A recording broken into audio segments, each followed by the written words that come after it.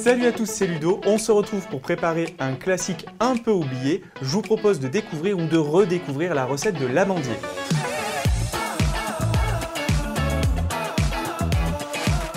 Pour réaliser cette recette, il vous faut des œufs, du sucre, de la poudre d'amande vainée. J'ai choisi cette poudre d'amande car elle a une texture fine, idéale pour la pâtisserie et qu'elle est conditionnée en Provence. Il vous faudra également du beurre, du sel, de l'arôme de citron vainé, des amandes effilées vainées ainsi que du sucre glace et un citron bio pour la déco. Je commence par faire fondre le beurre dans une petite casserole. Une fois fondu, je débarrasse mon beurre dans un petit bol et je le laisse refroidir à température ambiante. Dans un cul de poule, je vais mélanger mes œufs avec le sucre. Je peux y ajouter le sucre ainsi que ma pincée de sel. Et je peux fouetter l'ensemble jusqu'à obtenir un mélange homogène. Évidemment, il n'y a pas d'amandier sans amande, donc c'est le moment d'incorporer la poudre d'amande. Il m'en faut 215 g. On est bon. Dans cette recette, on y va vraiment généreusement avec la poudre d'amande. C'est un gâteau qui ne comporte pas de farine puisqu'il a une texture fondante et donc il ne contient pas de gluten. Je vais ajouter ma poudre d'amande à mes œufs battus et je vais l'incorporer à l'aide d'un fouet.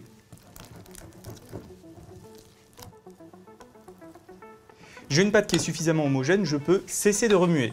J'ai décidé de revisiter cette recette d'amandier en la twistant avec de l'arôme de citron vainé. Je vais donc en ajouter une bonne cuillère à soupe. Ça va vraiment venir parfumer mon amandier et l'alliance de l'amande et du citron est vraiment parfaite. Je peux ajouter mon dernier élément, le beurre fondu revenu à température ambiante. Ma pâte à gâteau est prête, on sent vraiment toutes les effluves de l'amande et du citron émaner dans toute la cuisine. Il n'y a plus qu'à procéder à la cuisson. Pour cuire mon amandier, j'utilise un moule rond de 20 cm que je vais bien entendu préalablement graisser. Pour cela, j'utilise un peu de matière grasse, ça peut être du beurre fondu comme de l'huile, c'est à votre convenance. Donc là, je vais bien dans les angles du moule pour faciliter le démoulage du gâteau après cuisson. Je peux maintenant y verser la pâte à gâteau.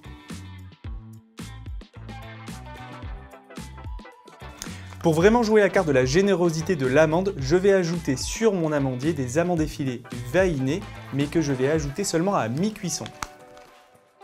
Je peux cuire mon amandier dans un four préchauffé à 180 degrés pendant 35 minutes environ.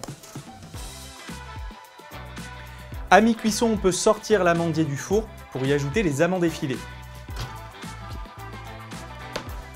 Notre gâteau n'est pas tout à fait cuit, mais c'est le moment idéal pour lui ajouter les amandes effilées sur toute sa surface. Ça va vraiment permettre de torréfier les amandes sans les brûler. L'amandier peut repartir au four à 180 degrés pour 15 à 20 minutes environ.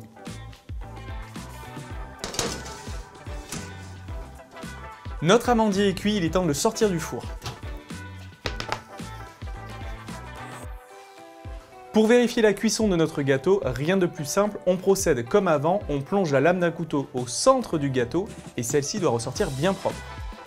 J'ai attendu que mon amandier soit complètement refroidi avant de le démouler et pour lui donner une touche moderne, je vais le décorer avec un peu de sucre glace et des zestes de citron. Pour réaliser mon anneau de sucre glace, je dispose sur l'amandier un carton de 18 cm de diamètre et je vais venir saupoudrer du sucre glace tout autour.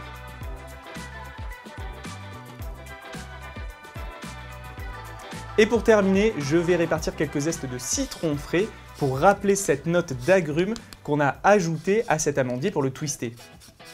Comme on utilise les zestes, choisissez plutôt un citron bio.